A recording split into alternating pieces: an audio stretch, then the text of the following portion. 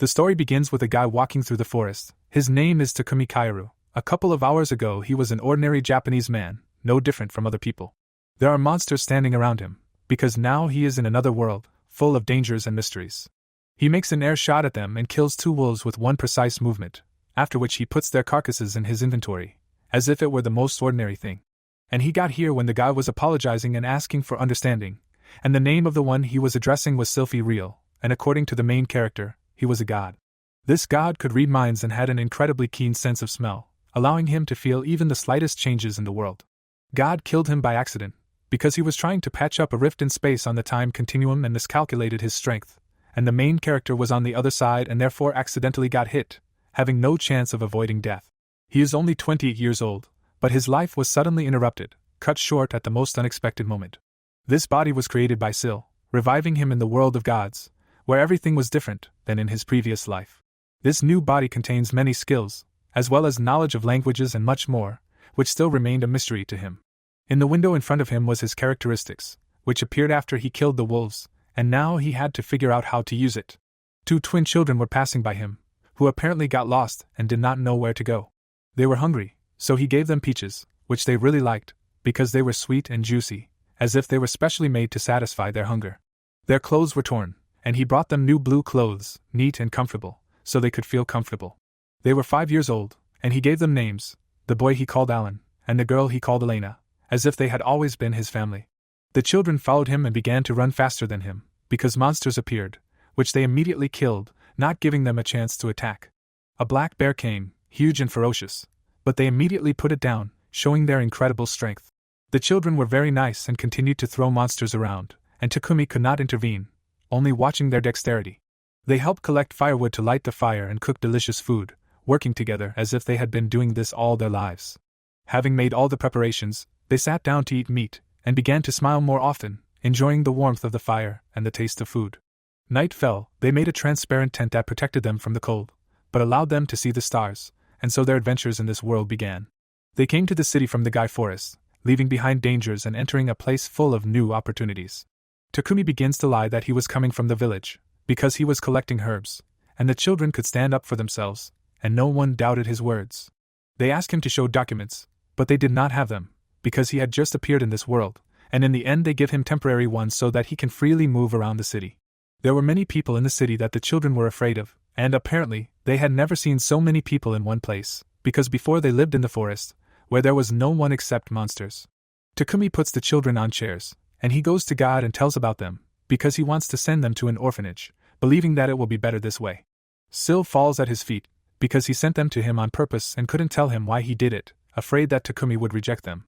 There are 5 gods in the world, the god of wind, the god of water, the god of fire, the god of earth and the creator of the world, each of whom played their own role in what was happening. The other gods were also involved in this matter, and the children could not be left there, because their fate was connected with the main character. Takumi was not going to give them to an orphanage, because he said this on purpose to test Sylphie's reaction, and now he understood that all this was not for nothing. He went with them to look for a living room so that they could have a good time and get a good night's sleep, because they deserved rest after a long journey. The bed is soft, and they fall on it. It also springs well, allowing them to relax after a hard day. They fall asleep in different positions and wake up in the morning, feeling rested and full of energy. The children began to talk and wish good morning, which was a breakthrough, because before they hardly spoke. They head to the Adventurers Guild where they meet Luna, who works for the company. Takumi came to register, and there was no age limit, allowing children to join the guild as well. They were given forms and asked to fill them out, then just wait for their documents to be processed. Other people were doing their own thing. Some were reading the announcement, some were drinking, and some were chatting, creating a noisy atmosphere in the guild. They were thanked for waiting and given cards. This document was the most important and must be protected, because without it, they would not be able to accept quests. The main character was level 11 and was a human, which made him quite strong for a beginner. In their world, there were ranks from beginner to hero. In theory there was also SS rank, but almost no one reached it. Adventurers formed groups and completed quests. The group rank was determined by the average of the ranks of the participants. If they want to take a quest, they must take an announcement from the newbie board, fill out papers and go on a quest, following all the rules of the guild. Also in this building you can pick up or evaluate the items that you got on the quest, receiving a reward for them. He asked to register a group and gave the name, White Wings, which sounded proud and inspiring. They read different quests, some where you had to collect herbs, kill a monster from some and bring a part of it, or travel around the cities. Since it was the first quest, they decided to collect 10 lily grass. The deadline was 10 days, which gave them enough time. There were only safe monsters in this forest, and he asked the children to pick lilies so that they felt useful. They decided to collect more, and the children brought much more than necessary, showing their diligence. They were given coins, which were a reward, and they were happy, as if they had received a real treasure. They shouted at the children, because what are they doing here at all, not understanding why the kids are in the guild. The man explained that they did not belong there, and that they were disturbing him with their presence, saying this with disdain. Suddenly, the children hit him in the stomach to calm him down and stop bothering him, showing that they were not so defenseless. A guard comes to them, surprised by what happened, not understanding how the children could do this. The children are crying and asking him not to abandon them, because they decided that they were angry with them, afraid of possible punishment. Takumi explains to the guard that they were attacked for no reason and that they were not his children, trying to calm the situation. He met Guy in the forest. Perhaps they were abandoned or got lost, but now they are his responsibility. The girl heard that they attacked slave traders and perhaps they were abandoned as bait, which made their story even more tragic. Vold appoints the main character as their guardian, realizing that no one can help the children better than him. The worker asks for goods for monsters from the dangerous forest, because she is crazy about such ingredients, and gave a lot of money for it, offering a good deal. Vold periodically exterminates monsters in the Guy forest, otherwise they will multiply and come running to the city, because it is dangerous there and there are not enough people to protect. The quest was supposed to appear soon, and therefore he cannot leave, because this is a chance to prove his strength. Children eat money, because they were silver and beautiful, mistaking them for something tasty.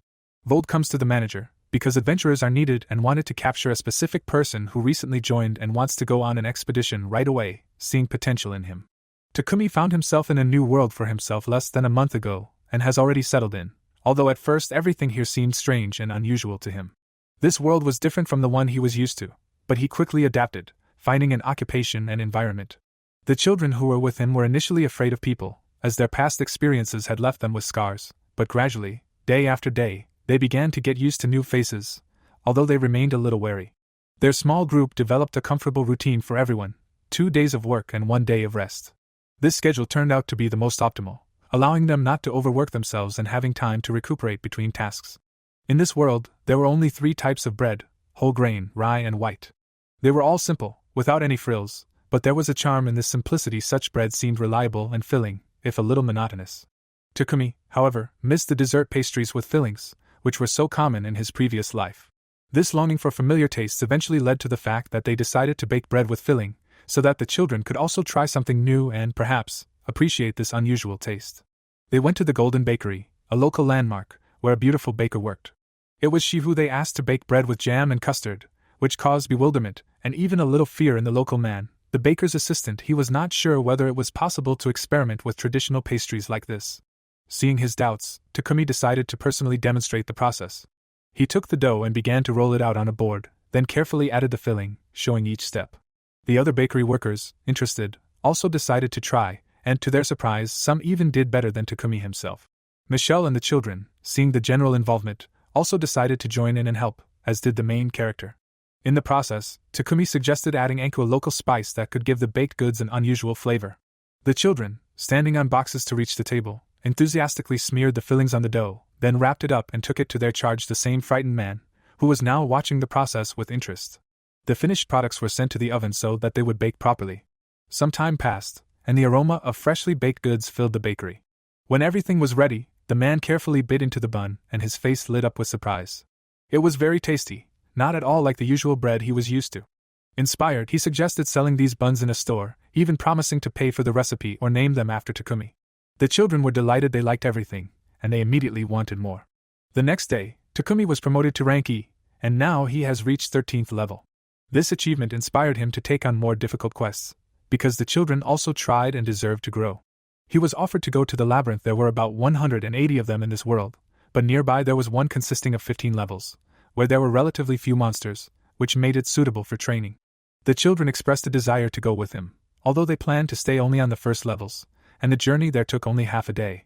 However, Takumi deceived them a little in the end. They went through 3 floors, because Alan and Elena, strangely, were perfectly oriented in the labyrinth. They never got lost, and what is even more surprising, they constantly pointed in the same direction, as if they felt the way. These twins were truly mysterious. The labyrinth itself was called the Earthen, and its corridors resembled narrow tunnels dug in dense clay. Suddenly, an earth mole appeared in front of them, a small but aggressive monster. However, it was killed in a matter of seconds and disappeared, as usually happened with monsters, leaving behind only a few items. As a reward, they received a mole's whisker, not the most valuable trophy, but still something. For today, they decided to finish exploring and went to dinner, heating up food on a magic stove. They cooked vegetable soup, which the children ate with pleasure, enjoying its taste. Then, settling down in a transparent tent, everyone quickly fell asleep. The next day, they continued to go through the labyrinth, methodically cutting and killing monsters, and in the evening again had dinner by the fire. A few days later, they reached the 10th level. There was a door waiting for them, behind which was a treasure chest. Such chests could store both valuable items and dangerous traps. They opened it and found 2 potions, one restored stamina, and the other helped with mana. At that moment, a monster tried to attack them, but the children quickly dealt with it. Takumi patted them on the head, thanking them for their help. Their perception and fighting instincts were at their best. They went forward decisively, destroying monsters without fear, and this was not just experience, but an innate skill. He was glad that they were not taken by some powerful person who could use their abilities for his own purposes. Soon they noticed a clay snake, poisonous and dangerous. Takumi decided to test his throwing skills on it, as well as the wind blade technique, which instantly killed the enemy. Then they were attacked by bees, not poisonous, but painfully stinging. The children threw stones at them, but despite their good aim, they couldn't hit them. While they distracted the monsters, Takumi dealt with the loot. He got the web of a ground spider, the fawn of a wild monkey, and some slime that could be useful in the future. Meanwhile, the children killed several bees, and even slightly mocked the third. As a reward, honey fell out, a rare and valuable ingredient. In the evening, Takumi decided to cook something special. He mixed eggs in a bowl, and the children, seeing this, wanted to help. He took a piece of bread, soaked it in eggs and fried it, then poured the filling on top. It turned out to be French toast, which delighted the children. However, their meal was interrupted by bees attracted by the smell of honey. While the children ate, Takumi dealt with the uninvited guests, and honey fell out of them again. Collecting vials of this sweet product along the way, they finally reached the 15th level. There, a massive door awaited them, behind which, apparently, was the main boss of the labyrinth. When they entered the huge hall, the door slammed shut, and a giant worm appeared in front of them, the final opponent that had to be defeated. Takumi decided to fight alone to test his strength, and the children stepped aside, not bothering him. The worm used earth magic, creating dangerous balls of soil, but after several accurate blows it was defeated. Apparently, the labyrinth really was not designed for serious fighters. After the death of the monster, trophies fell out: a fawn, a magic stone, and worm meat, considered a delicacy. The children, proud of their mentor, reached out to him, stroking his head and scratching behind the ear. It looked very cute. A hole opened in the wall. It was a teleporter to the top, and next to it stood a wooden chest with fire bombs that were activated under certain conditions, reacting to the magician's mana. The children, not understanding the danger, began to play with them like toys, but Takumi quickly distracted them. The next morning, they went to a spacious meadow outside the city, where, according to rumors, a divine tiger appeared, possessing an incredible ability to fly through the air like a bird, and which the locals nicknamed Trickster for its grace and agility. Next to it was a thunderhawk, whose plumage shimmered with pure gold, and he himself could control lightning, for which he was called Spark, for the flashes of electricity that sparkled around him with each flap of his wings. These amazing creatures came with special collars that were put on all the animals, and now the residents could mistake them for ordinary cats and dogs, unaware of their true nature. Meanwhile, the god of water sent a mysterious necklace, which the twins immediately put on themselves. These decorations were supposed to protect them from any magical attacks, while the gold rings protected them from physical damage. The silver rings had an amazing property: they could indicate where exactly their owners were, which could be useful in case of danger. In addition, they had magic bags that were given to them. These items seemed ordinary, but incredible possibilities were hidden inside. On the way, they noticed a small but cozy toy store and could not pass by, deciding to look inside. A nice girl with a kind smile worked there, and the children admired the colorful ribbons and fabrics laid out on the shelves.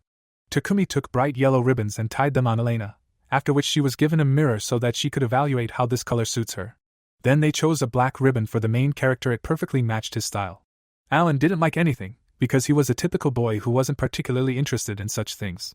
The salesgirl approached them with an unexpected request. She asked them to try on several things that she had sewn herself, explaining that she wanted to see how they would look on children. Night fell and everyone went to bed, but before that the adults thought about it. They wanted to somehow spoil Alan, but they didn't know what boys were usually given in this world. In the morning he was woken up. The weather outside was beautiful, and their first expedition to search for monsters was waiting for them. Usually only experienced adventurers and knights participated in such sorties, but this time they were invited too. It was unexpected, but very honorable. Carts with people were already standing in the square, and they were met by a young guy who, apparently, was responsible for the organization. Captain Icy approached them and greeted them politely, although it was noticeable that he was slightly pressing this guy. Apparently, he was one of those people who valued patience and could be grateful for such endurance in the future. The children were now also considered adventurers, and this guy seemed to be deliberately trying to scare them. Perhaps he thought that they were afraid of other people, but the guys were confident. The carriages headed to the Gaia forest, and the children rode along with Vold, although one of the escorts looked at them with obvious suspicion. There was little space in the carriage, but the children liked everything. They decided to stay close to people, feeling like part of a team.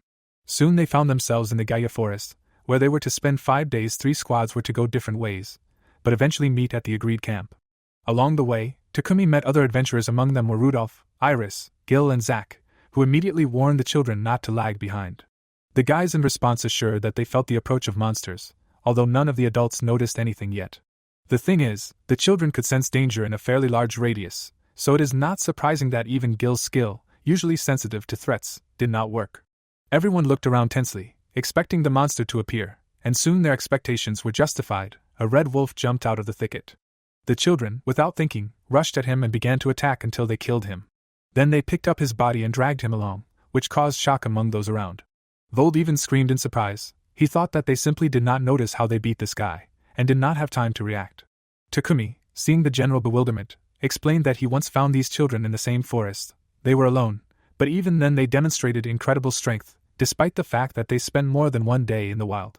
Meanwhile, the god of water looked at them through his reflection and felt ashamed. He understood that he doomed them to a difficult fate, but still believed that they would cope, and quietly prayed to himself, asking for good luck for them.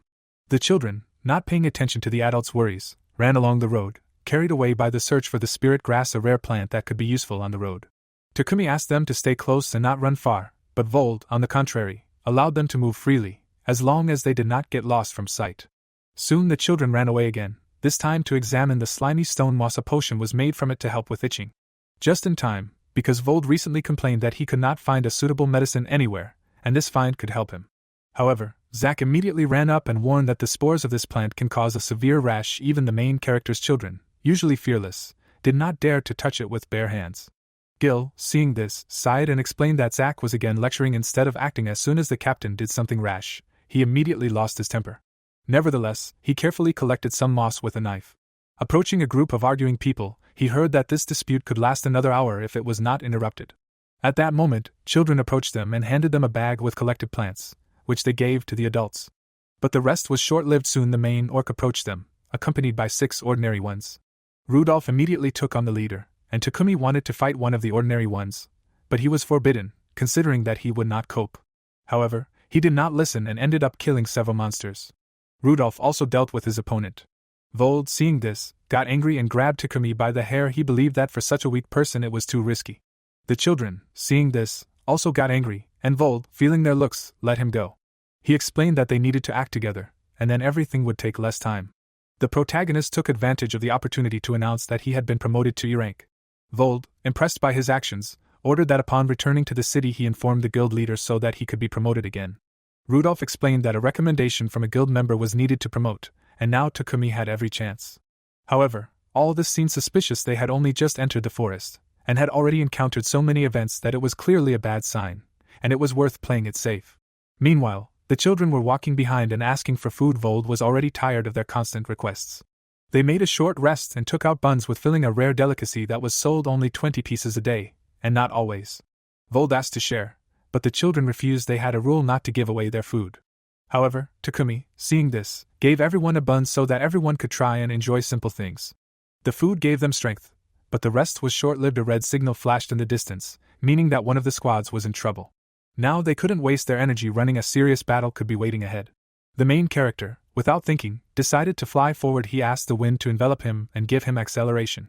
Once there, he climbed onto a branch and saw that not just red wolves had gathered around the guys, but much more dangerous blood wolves.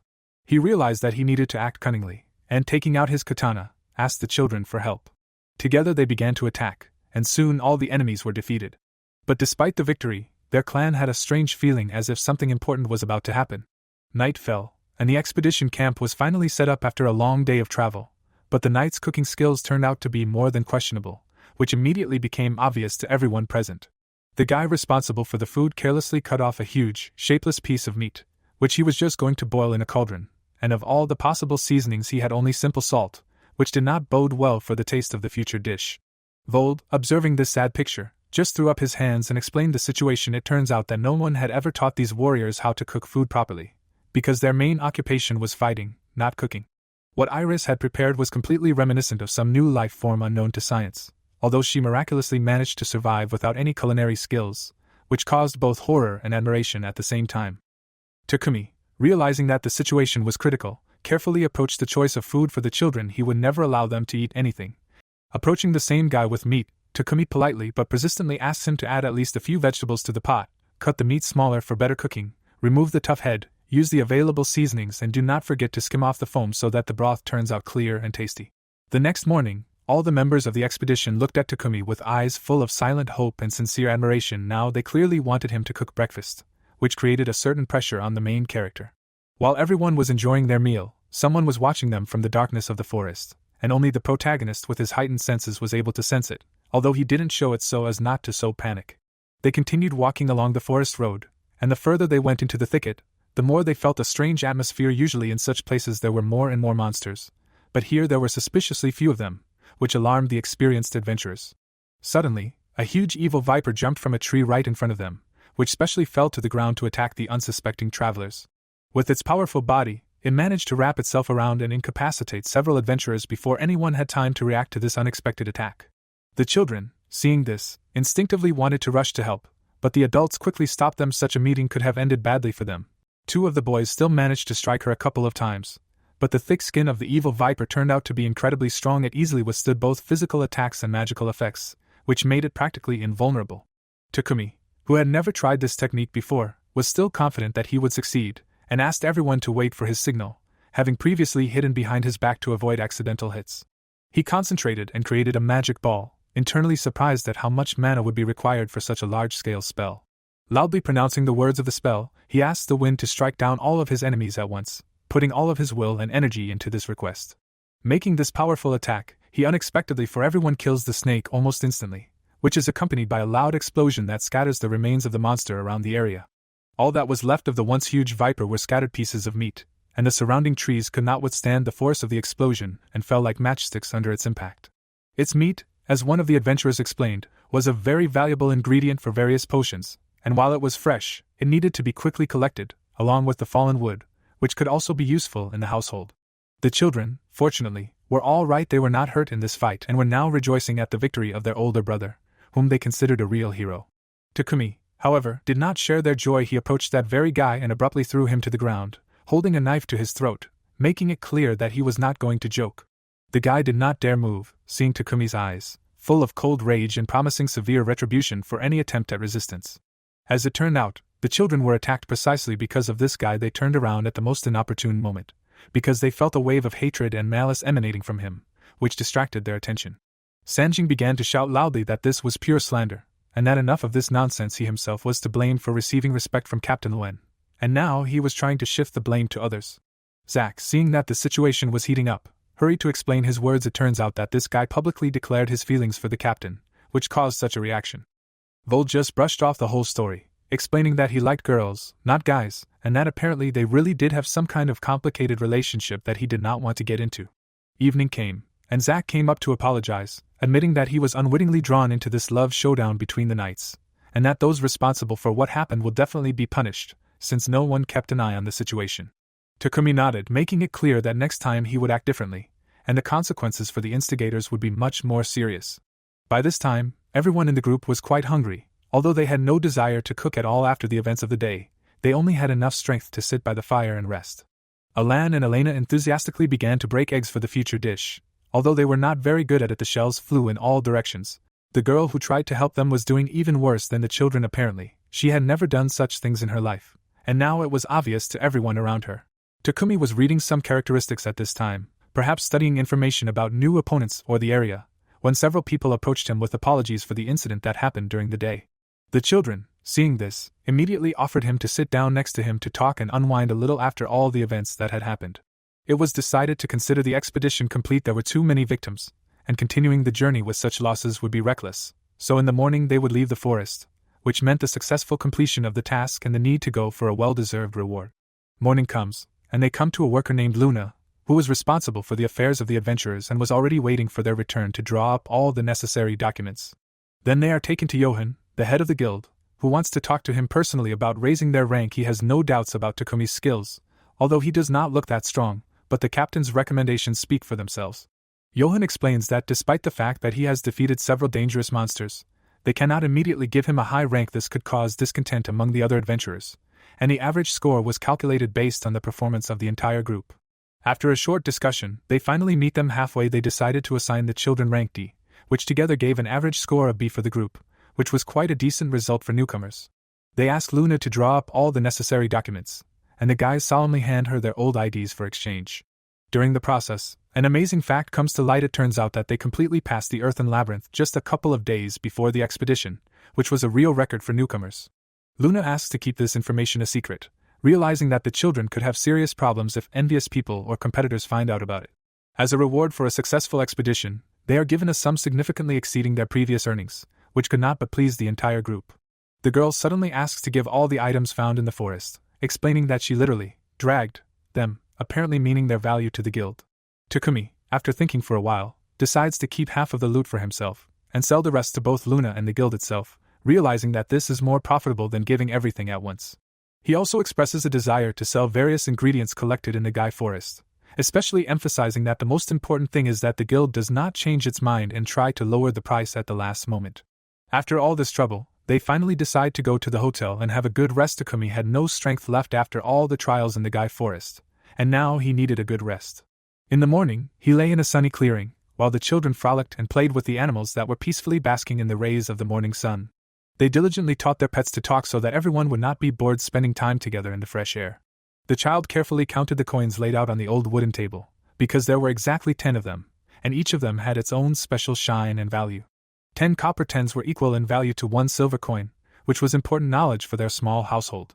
If the sum was 54 coins, then they had to take 1 large and 4 small ones, so that it would be easier to store and carry them.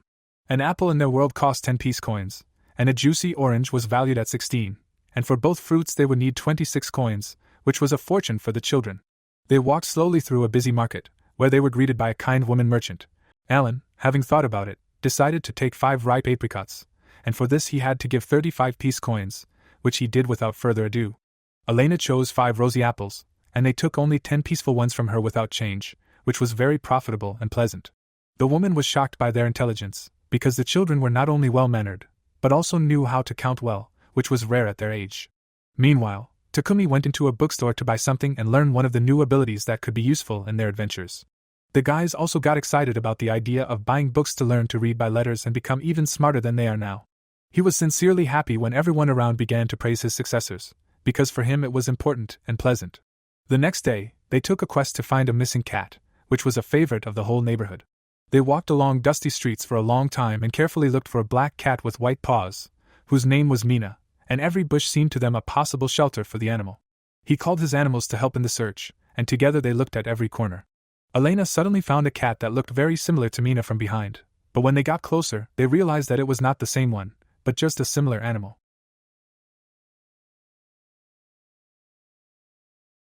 They decided to go along other streets and loudly call the cat by name, but the long search was still unsuccessful, which upset everyone a little.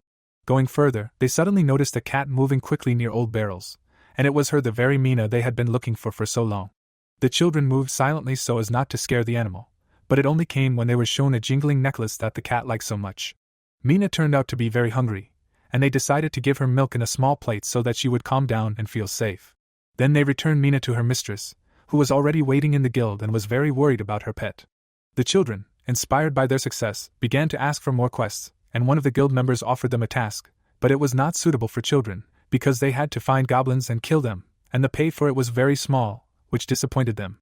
They went on and flew to Zul, where they were met by local guards who allowed them to talk to the head of the village, because goblins attacked here several times a week, and everyone was on guard. The head of the village, an elderly and wise man, was not sure that the children could handle such a task, because they were still too young and inexperienced for such dangerous things. Before they could finish speaking, frightened residents came running to them, because the monsters had appeared again and were approaching the village. Takumi, without thinking, took the children with him, because he could not abandon them at such a moment, and he did not need to know more. He felt responsible for them. The villagers ran in panic from the goblins, who were already breaking into the streets, and one girl fell to the ground, screaming in horror, when one of the monsters swung at her, but help arrived in time, and she was saved. The children were allowed to help, but only carefully, and even their animals were allowed to participate in the defense of the village, which inspired everyone very much. Among the goblins, one was stronger and more dangerous, but the children were able to knock him to the ground, demonstrating remarkable courage and dexterity. Everyone around was surprised, because Jules, their faithful companion, suddenly began to speak their language, and it turned out that he learned this after defeating the goblins, and now he could freely communicate with the owner, although he was not yet accustomed to this. All the animals suddenly learned to speak telepathically, and Spark, who turned out to be a boy, was very proud of his manly name and new abilities. They became even closer to Alan and Elena, and everyone was happy about this unexpected turn of events. Perhaps this happened because they were trained so diligently in that sunny meadow where it all began. All the animals now wanted Takumi to pat them on the head, as if grateful for the fact that he became a part of their lives. Suddenly Spark flew quickly to the place where the fire broke out near the house, and the boy, concentrating, created the magic that he had learned quite recently, and was now trying to use in practice. Gathering all his will, he created a water ball, but the first time nothing worked, as well as the second, and even the third time the magic did not succumb to him. Jules, seeing this, immediately came up and put out the fire the first time when he was asked, which caused admiration in everyone around. Returning to the guild, they received a well-deserved reward, and then went home to rest after a busy day. All these tasks, despite their difficulty, could not exhaust the children, and they could not calm down for a long time, asking to be read to before bed. Takumi, smiling, read to them about fish and the depths of the sea, because they had never seen the ocean in their lives, and these stories seemed to them something magical and unattainable. Morning came, and he announced that he was leaving the city, explaining that this was a forced measure, and expressed a desire to show them the whole world, which was hiding so much unknown. War, he said, was unlikely to break out, but the chances of a monster attack were high, and he did not want the children to end up on the enemy's side if something went wrong. Lena, their acquaintance, was at a loss and asked them to return someday with rare ingredients that could help her in her affairs. The bakers, who always enjoyed their visits, said they would miss them, wished them luck, and promised to bake them delicious buns for the road so that they would have something to eat. Takumi was given a new filling and a special baking pan, which came in handy on their travels. The kind woman who sewed their clothes gave them summer outfits completely free of charge, saying that it was a parting gift in memory of their friendship. Finally, he went to the local church to call on Sil, who was always happy to see him and was ready to help with advice. He told him about his decision to leave and show the children the ocean, promising to get in touch as soon as they reached their destination and settled in a new place. At that moment, a strange man approached them and rudely demanded that they give up the children, saying that they were his goods, which he had lost and now wanted to return. It became clear that they had once been taken somewhere, but monsters attacked, and the children were thrown out to the mercy of fate, left to be fed to the monsters. Alan and Elena, terrified by this turn of events, held tightly to Takumi, afraid of losing the only person who had become their protector and friend. The slave trader shouts loudly, waving his arms that the children are his legitimate goods, and demands that he hand them over right now, regardless of those around him.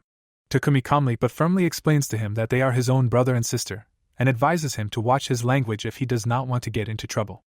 The city guards, attracted by the noise, are already running to the scene of the dispute, and the slave trader, not losing his impudence, tells them that Takumi is a thief who stole his goods.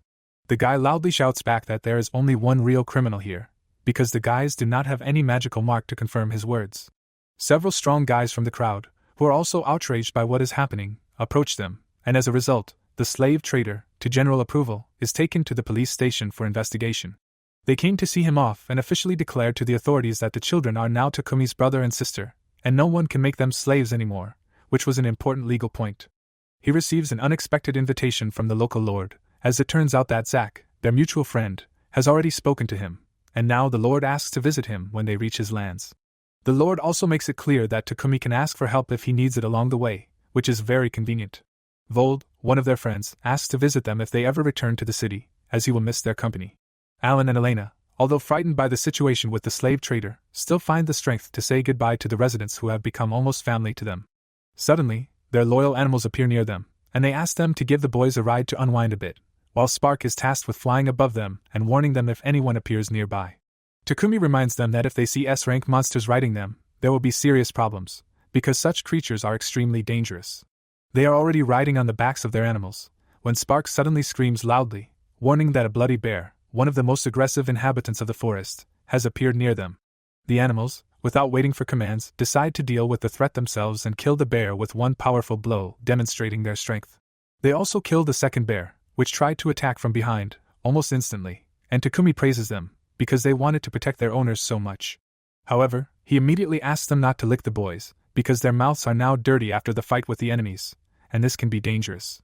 He strictly orders them to stand still and carefully washes their faces before allowing them to hug the children so that they don't get dirty.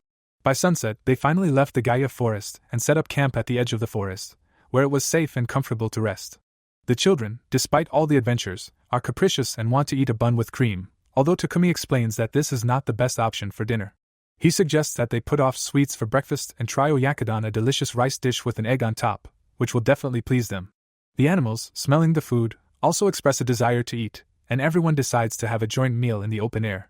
Alan and Elena are surprised, because there is no usual egg on top of the rice, but after trying it, they realize that it is hidden inside, and the dish turns out to be very tasty. To prolong the pleasure, the animals shrink in size and eat slowly, enjoying every bite. 3 moons shine above them, red, yellow and blue, creating an unusual lighting, although at other times of the year only yellow and red are visible. So many things have happened to them over the past 2 months that time has flown by, and they did not even have time to realize all the changes.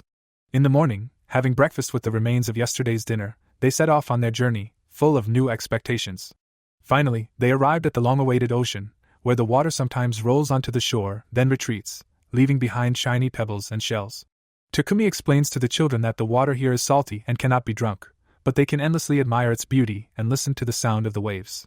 The children, unable to contain their curiosity, are eager to taste the water, and are allowed to dip their finger and lick a drop to understand what it is like. Suddenly, in the distance, among the waves, they notice a girl, and Takumi, in a panic, begins to look for something to save her, thinking that someone is drowning. It turns out that this is Milena, a mermaid, to whom the god of water has already told about them and their journey. She greets Alana and Elena especially warmly, because she has heard many good things about them and was already looking forward to meeting them. Milena explains that she was told that Takumi can help them deal with one problem, and asks to go to their underwater settlement, although it is located deep in the water. Takumi, horrified, tries to refuse, because he cannot swim and is afraid that they will suffocate underwater, unable to cope with the depth. He basically understands how it should work, but he never had the strength for such a journey. The strength, their patron, apparently foresaw this and raised a bunch of skills for him in advance, including the ability to swim, and Alan and Elena, like children, will master it quickly. Milena calms him down, asks him not to worry about breathing, because she has something for this. She hands them magic bracelets made from mermaid scales, which allow them to breathe underwater and create a hermetic coating around the body. The animals, seeing that they cannot get underwater, decide to stay in the shade of the trees and wait, so as not to run anywhere and not get lost. The guys put on the bracelets, which miraculously adjust to the size of their hands, becoming perfectly comfortable. They happily run to the water, splashing and laughing, because now the water does not seem so scary to them. Everything is fine with breathing underwater, and they can even talk as if they were on land. Takumi, although he has learned to swim, still flounders awkwardly, while the children have already mastered it and move gracefully. They swim further, and around them occasionally come across monsters, like a sand crab, but most of them do not pose a threat. Suddenly, a huge hammerhead fish swims near them, and the children, without thinking twice, decide to kill it to protect themselves. The crab, which they noticed on the sand, does not escape their attention either. They deftly grab it by the claws and neutralize it. Soon they reach their destination, the majestic Azure Palace, which sparkles in the rays of underwater light. Initially, they are shown a sunken ship, because their help was needed to raise it, and behind the ship there is an entrance to a cave where mermaids grow rare corals. The high priestess, having heard the words of the vassal of the god of water, who spoke about the guests, comes out to meet them. Takumi, without thinking twice, takes the ship into his inventory to later raise it to the surface. The mermaids, having surrounded them, begin to check the corals, which turned out to be an important ingredient for the potion that saves their people from illness. They decide to take the guys to the high priestess so that she can personally explain what their request is and how they can help. The girl greeted them and sincerely thanked them for everything they did for her people, and the vassal standing nearby respectfully called them a good helper and savior, whose actions will not go without gratitude. She gently asked not to worry about keeping the secret, because the content of the conversation would be known only to 3 people: she, the vassal, and the interlocutor himself, and would not tell anyone else, even if the circumstances changed. They had already heard about their amazing qualities, for example, about the kindness that showed itself even in the most difficult situations. For the help they provided, they were entitled to a generous reward, and they should not refuse it, because tradition prescribed thanking those who came to the rescue. Takumi, taking advantage of the moment, asked to teach him water magic, since he already had a basic skill of water magic, but he could not fully use it, and the children accompanying him did not know about this power at all. Galdo, after thinking, decided to personally take on their training, seeing in this an opportunity to pass on his knowledge to worthy students. They headed to the coastal rocks where the mermaids kept their gifts of the sea, and there they were given the brack seaweed, which was used in potions to treat fevers and burns due to its cooling properties. The stone shell lying nearby could be ground into a fine powder, producing an effective cleaning agent for household needs. The bones of a huge shark, neatly stacked in a corner, were intended to make durable weapons that were highly valued by warriors. Galdo picked up the pearls, which sparkled in the rays of the sun, and honestly admitted that for the mermaids this was just garbage that they usually threw away, and it was not worth offering such a gift. Pearls were indeed ordinary waste for them, having no value, but the children, to their surprise, really liked them, because they seemed incredibly beautiful. In the morning, they were served an exquisite lobster for breakfast, cooked with special skill, as well as aromatic tea infused with sea herbs. A small concert was held in their honor, and the servants looked after them as attentively as if they were important guests, and one of the servants even joked that if he became an old man, he would definitely not be ready for such treatment. Around, in the transparent water, swam multicolored fish, among which there was even a huge stingray, jellyfish with shimmering tentacles and other unfamiliar creatures whose forms seemed almost unreal. Galdo decided to start the training with the basics of magic, explaining that there are two main ways: controlling an existing element, and creating it from nothing. When sorcerers work with earth or air, they control what is already around them, but in the case of water and fire magic, they often have to create it themselves, especially if there is no source nearby. This is the only way to get water when the surroundings are dry, or flame in pitch darkness. While they were standing by the sea, they could use water as easily as air magic, without thinking about its origin. Takumi, inspired, decided to try to create a water column right away, and he succeeded on the first try, to the surprise of those around him. The children began to learn the flow of energy. They had to raise their hands, concentrate, and soon their palms became warm from the concentrated mana that they were allowed to feel. They were asked to look inside themselves, find this warmth, and try to control it. The main character, as Galdo noted, used magic completely freely, without even thinking about the cost of mana, as if it were a part of him. The children, although not immediately, also felt the warmth when they tried to repeat the exercise. Galdo noted that even the most talented students usually needed half a day to master this skill. Takumi was asked to demonstrate his skill in practice and create a ball to break a rock with it. Without hesitation, he created a powerful water ball and accurately smashed it against the rock, leaving a crack. The children, inspired, also created balls and, to everyone's delight, broke the rock, proving their great talent. After the training, everyone returned to the Azure Palace, and they remained on the shore to continue honing their skills, because now they had to learn how to create a water wall, which was more difficult.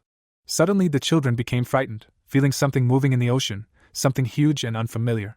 Sil, noticing their uneasiness, spoke quietly to the girl, and it turned out that Maya, the goddess patronizing these lands, decided to check on what the children were doing, and found that the mermaids were in serious trouble. She thought that Takumi, with his unusual abilities, could help, and directed them to where help was needed. Thus, they increasingly found themselves in his debt, although they themselves did not want to burden him. The man sighed heavily and said that Takumi and the children were in serious trouble, which would not be easy to get out of. At that moment, a huge monster slowly emerged from the water. It was an ancient water dragon, who, as it turned out, decided to test what the children of the gods he had heard about were capable of. Alan and Elena, as it turned out, were the children of the god of water, and when they were born, he was asked to protect them, but he could not fulfill this request in full, because if he had come to Earth earlier, people could have gotten scared and tried to kill him without understanding. However, now he was ready to help and offered to make a contract to come to the rescue at any time. The dragon's name was Heiser, and at the moment of the contract, the water around them began to glow softly, as if reacting to a magical connection. The children, as Heiser noted, adopted a lot from the main character, because they considered him an older brother and trusted him infinitely. Heiser offered to take the children to a safe place, as he was more suitable as a guardian, given his nature, but they categorically refused, because they loved Takumi and did not want to part with him. The dragon, however, did not insist and simply watched their reactions, as if testing their resolve. Takumi firmly said that he would not let them go no matter what happened, and this seemed to impress Heiser. As a sign of trust, the dragon gave him one of its scales, which was filled with his mana and allowed him to always know where Takumi was. Then he offered to give them a ride on his back to get there faster. Takumi hugged the children tightly, remembering the dragon's words about possible dangers, but they only laughed, enjoying the flight. They said goodbye to Heiser, but everyone understood that they would see each other again someday. They were having fun, and the view from above was so beautiful that it took their breath away. Takumi explained that it was time for them to leave. Adventures awaited them in other places. They were given a red chest containing food for the journey, dried meat, fruit, and even a few bottles of clean water. They waved and said goodbye, and the mermaids watched them for a long time until they disappeared from sight. Little crabs were scurrying on the sand, which the children killed with one blow, their shells cracked with a crunch. They swam to a labyrinth that had a long dark corridor, the walls were covered with moss, and there was a mystery in the air. Having swum to the top, where there was no more water, they realized this was the starting point. It was the 53rd labyrinth of the middle level, 30 floors, and on every 10th there was a teleporter. They swam a lot, but the children, to their surprise, the Takumi were not tired at all. Their energy seemed boundless. For lunch they were given good and tasty food, fried fish with herbs and warm bread. After the meal they went into the labyrinth itself, ready for new challenges. In the corridor they encountered poisonous frogs. They had to kill them quickly to avoid danger. On the second floor, one wall looked suspicious. There was a secret room behind it. There was a chest with king prawns in it, large and juicy. Takumi took them and decided to cook them later. They couldn't be eaten raw. There was another chest nearby. It contained dried pieces of fish.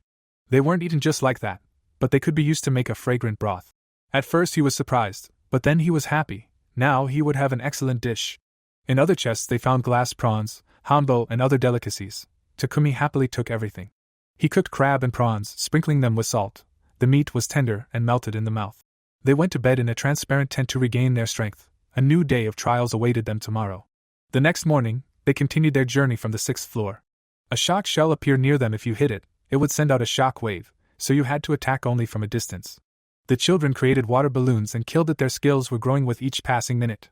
Elena was level 25, and the protagonist was level 27, and she was almost catching up with him. They brought him a firecracker. If you pulled the string, a deafening sound was heard. The children slapped it, and were scared, and then cried in surprise. After that, they went further and killed another shock shell. More firecrackers fell from it. Perhaps they would be useful, so Takumi took them. Eventually, they reached the 10th floor, where the boss was waiting. The kids walked along the bridge on the water and played around, and Takumi felt the monster approaching. An arrow fish appeared. He instantly cut it, and the children used water balloons. They repeated this over and over again. There were too many monsters. Finally, a staircase appeared up to the exit, and they got arrows and feathers from the boss. The protagonist was collecting the loot when he was called. Something glittered in the water. They dived and found a large treasure chest. There was a beautiful bracelet inside. Approaching the teleport, they decided to return to the 1st floor and go to the city. The protagonist remembered that he had been invited, but first decided to take a walk. A man was selling scallops at the market. Takumi bought a few, but he didn't like the usual ones. He poured a dark liquid on them. It was soy sauce made from tree resin. The seller was offered to try it, and he liked the new taste. Soon a crowd gathered around. Everyone wanted to try this unusual dish. The children did not want to share, although no one tried to take the food away from them. Takumi was asked for some soy sauce. There were too many people running up. In a short time, everything was taken apart, and nothing was left. Such excitement had never been seen here before. The cashier even ran off to look for sauce, forgetting about his counter. They went into the blacksmith shop and asked to polish the scales that contained magic. Takumi wanted to wear it as jewelry and asked to make a hole for the thread, but the blacksmith explained it would crack. He wanted to get a pendant, and Rudy suggested making it from mithril. Gold and bronze were not suitable. They decided to make a chain out of leather. It would be more convenient. Takumi gave them all the necessary materials, and the sellers gasped. Such treasures rarely fell into their hands. He asked to make 3 pendants for safety, so that they would protect the owners. Rudy rarely got the chance to work with such materials, so he suggested making each pendant unique. The main character also asked to make armor from this material. They came to Sil's church. He was glad they came and found out about the children. They asked him about the boy's father, namely where he was and what he did. Takumi learned that the children walked under the god of water, and they still didn't know their father. Sil congratulated him, because he was now officially his disciple, and this happened earlier than expected. A person officially becomes a disciple when he finds something that will symbolize, that is, his specialization. Sil explains that he is now like a god, that is, he also means something. Takumi was caring and teaching because of the children, although it was not in his jurisdiction. He received the blessing of another goddess, although Sil was very angry about it, because he himself found him and gave him power, or rather accidentally killed him.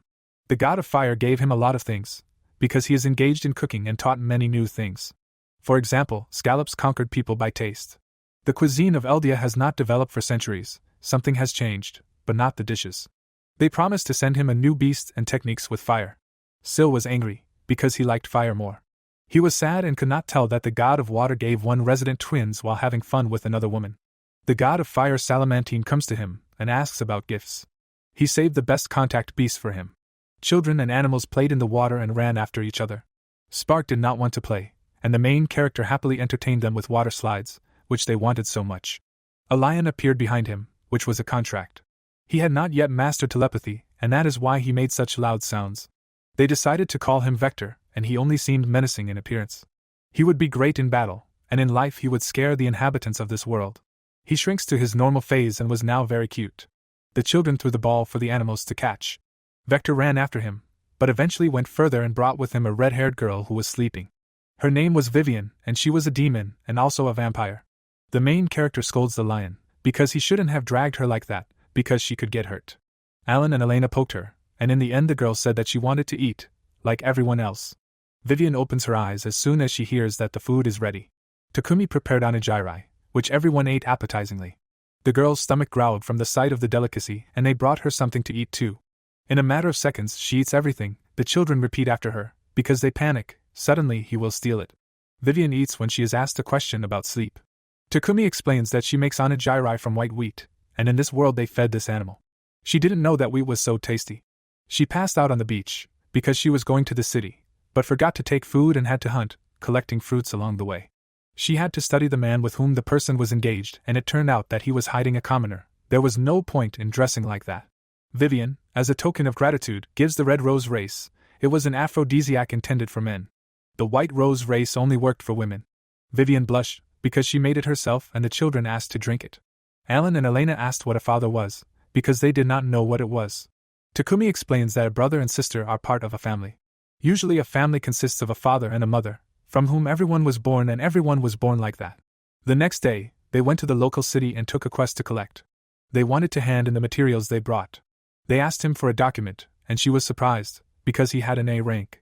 The girl was shocked, because they had discovered a new labyrinth in the water, because they noticed it by accident. They grabbed her by the head and asked her to apologize, because they had no right to disclose personal information. People were sent to reconnoiter that labyrinth. They found it to the east of the city, and there was a huge reef under the water. When they went inside, they would have to walk 50 meters and there would be nowhere to breathe. The next day they went to Lord Bailey. Takumi thought about Zack, because the Lord was his younger brother, and did not say it on purpose to surprise him. The children pointed at him, although it was impolite. The knight, whom Bailey resembled, allowed them to kick. They remembered the incident when Void talked to him and Zack allowed them to kick. The man who worked in the palace decided to make them tea. 5 labyrinths had already been discovered in Gade, and half of the labyrinths he knew had not yet been found, and they had not even discovered the closest one. In the future, he would be careful not to attract attention. The guy said that if he wanted to explore something, he could take the list. He took the tea and saw the silhouette of Syl, who was watching him. Takumi asked to tell him what part of the labyrinth had already been explored. He was told that it was the first floor, and they could not find the passage. All the explorers were good swimmers, and they were given devices that allowed them to breathe underwater. A reward was given for opening the labyrinth, and the name of the one who opened it was not said in public. There were cases when the name was not revealed at all. Takumi asked not to talk about him, because he does not want attention. There was also an incident in the guild yesterday, which should not happen again. The protagonist explains that everything is fine now, and everyone reported to the Lord. He asks that this never happen again, because it is unacceptable. The guy closes the door and apologizes. Bailey was informed that he arrived in the city, but he did not know about the guild's mistake. Isaac wrote to him that he was heading in their direction and asked to let him know when he arrived. It was a pity that he did not come to meet them for so long. The children liked the ocean in this city most of all. Bailey invites them to dinner, because it was already served. The table was luxuriously served. He had a wife, Olivia, as well as 2 sons, Theodore and Lottis, and he also had a daughter, but she was a baby and would not dine with them. The protagonist also introduces his children, but they were nervous in front of new people. Takumi asked them not to offend them, because children do not communicate well with new people.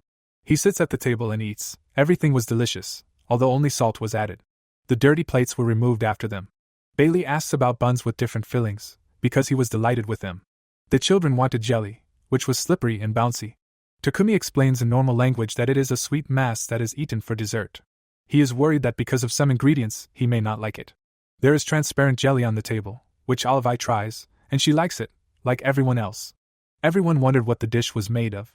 The children smile, because it is made of slime. When they defeated the slimes, there was a lot of slime, and it is like jelly. Heats fruit juice, heats jelly in it, heats a glass and cools it with magic. Bailey asks to sell him the recipe and open a jelly shop, although it will take a long time, because slime is not paid well, and adventurers simply do not take it. The man decides to create a slime farm for business and asks to stay with them. The protagonist refuses, because they have already rented a hotel.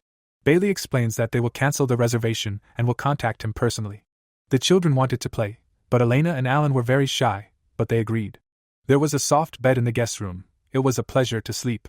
Bailey sits and reads Isaac's letter, because the guild has a teleport for objects. He slightly mocked him and told him about the jelly, without telling him about the ingredients.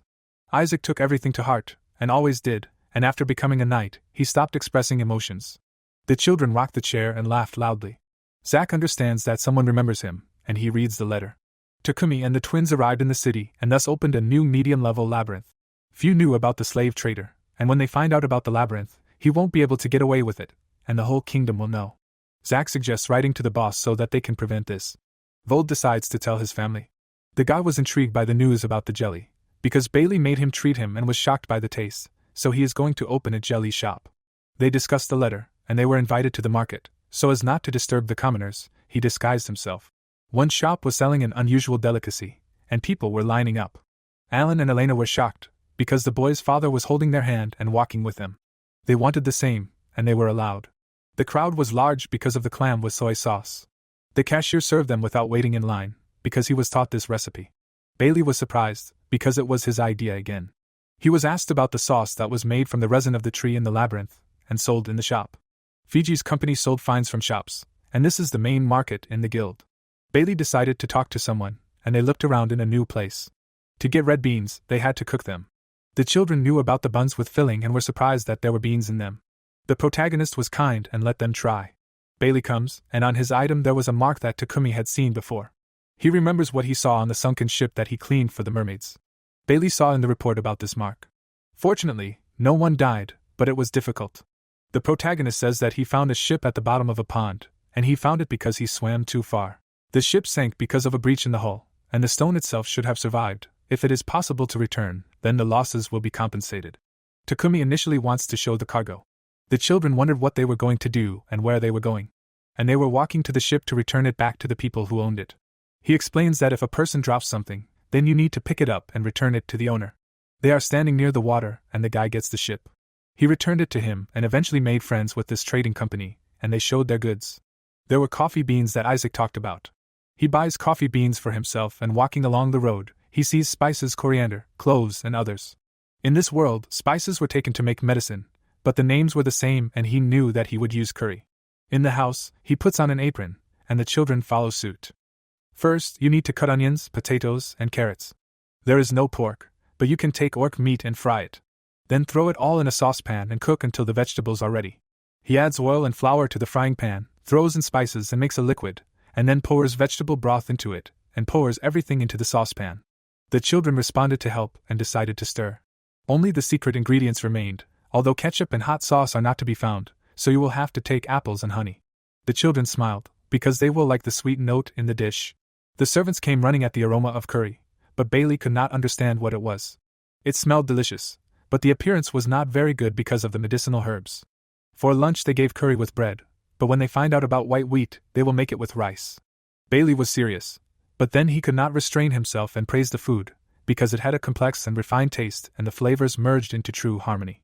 A cook comes to them, who has lost his mind from the taste, because it was truly delicious. He has been cooking for many years, but for the first time tried this and let him take him as an apprentice. Bailey interrupted, because he was not a cook, but an adventurer. The main character refuses to become a cook and take him as an apprentice. The children thanked him for the food, because he had experienced many adventures and they were interested in monsters. One of them loved stories about adventurers, dragons and monsters like the other. Takumi says that they were invited to join a group of knights with adventurers and he told them about the monsters he fought. The danger was for the children, but they are strong, because they can kill. The next day they went to the bakery and taught how to make delicious buns, and also offered to try the recipes. The children decided to pair up and start helping. They kneaded the dough and tried to help each other. Elena made cream and all that was left was to fill the buns with it. She tried to spread it out normally with a bag. The boys got covered in cream, which made everyone laugh. They mixed a grain drink into a bun with cream. Bread with curry filling, a bun with tuna and mayonnaise, everyone was happy with the result. Everyone liked everything and the cook asked to take him as an apprentice. Once they wanted to repeat and do something new. A couple of days later, they left the city and went to the mountain. They also called monsters, because it took about half a day to walk, and they needed to see the mountain. Everyone agreed, and the animals wanted to give the boys a ride because of this and quarreled. The path narrowed and they had to shrink. As a result, Vector destroyed the trees because of his volume. The children wanted to look for herbs, just like the animals. Not far from them there were many bandits who wanted to kill the main character and sell the children. Alan and Elena were ready to fight, but they were stopped, because Takumi wanted to. They tried to explain that they wanted to deal with them themselves, because they were already prepared. Vector ran at them and sat down to crush them. He tried so hard because he was initially refused. The man asked to pull himself together, but he is thrown against a tree. In the end, they are tied to a tree, and Vector is praised. They did not want to go back to the city and hand over, because it took time and it was easier to figure it out themselves. Because of Vector, the guy told the location of their shelter. The children smiled at the guy and began to beat him. They were tied to a rock and the main character went back. Down went a staircase, where the treasures lay. Not far away was a dungeon, where saddened girls sat. In the end, they are freed and they have not seen the sun for a long time. Everyone was happy. Vector became a telepath after defeating the bandits. The merchant was forging something and they brought him a necklace and armor. They asked to call a hawk to check the glove. In the end, he calls Spark and is called Thunderhawk. All the people looked at them because of the animal. Bailey asked him about the painting of the bandits. It depicted a naked woman and the children examined it, but suddenly their eyes were closed. The guy explained that they wanted to buy the picture, although Takumi wanted to give it to the owners. The picture was removed so that the children could not see. Then they went to the Azure Palace and asked for mermaid bracelets, for contract animals. Milena gives them 4 bracelets exactly the same. Then they swam back to the labyrinth that they wanted to go to the end. The guys teleported to the 10th level and went to the 11th, it turned out to be flooded. The children navigated the labyrinth well and showed the way. Lizards appear near them, which are killed with a water needle, and they immediately smiled. The children laughed because they went there because of the monsters. They continued to fight monsters and found several secret rooms. Having stumbled upon a dry place, they decided to spend the night there in a transparent tent. The next day they were already on the 18th floor. It was getting cooler and they put on winter clothes. One had a yellow cape and the other a pink one. A bear was approaching them, creating a water ball. In the end, they kill it and the skin falls out, which can be used to make jackets. The capes were good, but they still won't save you in the cold, and they needed something warmer. They wanted different ears on their jackets, although there might not be enough fur. Near them is a bubble archilon, which is a turtle. It creates bubbles and if you touch them, they explode. The turtle uses bubbles to limit the enemy's movements and quickly escape from danger. Takumi collects them in his inventory so that they don't have to touch them. The turtle runs away, but is stopped by a water column and the children finish it off, receiving meat. They stepped on a slab from which the arrows attacked. On the way, they ate and slept. The water kept rising and the animals helped to move forward. Black alligators appear near them and Vector decides to figure it out himself, eventually killing them. They got to the final boss, and so they opened the door. They end up in the ocean where there was a small kraken. Takumi creates a wind blade and the children a water jet to remove the tentacles, but they regenerated. They decide to go straight to him, and the guy will help. They kill him with magic and at that moment they move back. Near them was a door where there was a sword and a chest filled with fire magic. It is not a fact that he will be able to use it. They returned back after 2 days of absence and Bailey congratulated him on his return. The children asked to tell about the monsters, although it was possible and not to rush. Vold and Isaac came to them to see. They had to go to the capital to complete a task because someone had discovered a new labyrinth and His Majesty wanted to meet him, but this person avoided attention. They received an order to escort him to him. Takumi decides to go there after all because His Majesty is already waiting. They had to leave tomorrow morning and say goodbye to Theod and Lotties. They play volleyball and enjoy life because they got along well. They played with a bubble archilon, but it had already lost its ability to explode in the inventory. The children asked to play with them and start a kind of battle. After dinner, the children were put to bed and the adults decided to have a glass. Bailey understands that the children are attached to him because of their terrible past, although now everything is fine. At first they were afraid of people, but gradually they got to know the residents and even made friends their age and gradually matured. Takumi begins to cry because they are already one family. Then he thought that he helped them adapt, and then tears of happiness began to flow. Vold asked for another drink for the last time. Morning came and the children did not want to leave. Syl looked from the sky and understood that it was in vain that he did not talk to them, although it would not have changed anything. The children decided to stay and ran away from Takumi. He asks to look after them while he is away for this time.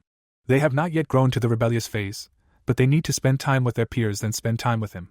His shadow moved strangely and at that moment the children ran to him. Animals that did not want to part with them appear from the shadow. These were Takumi's contact animals of different sizes. He asks Alan and Elena to say goodbye to their friends and just write letters. They say goodbye and leave on a horse. Thus began their journey to the capital.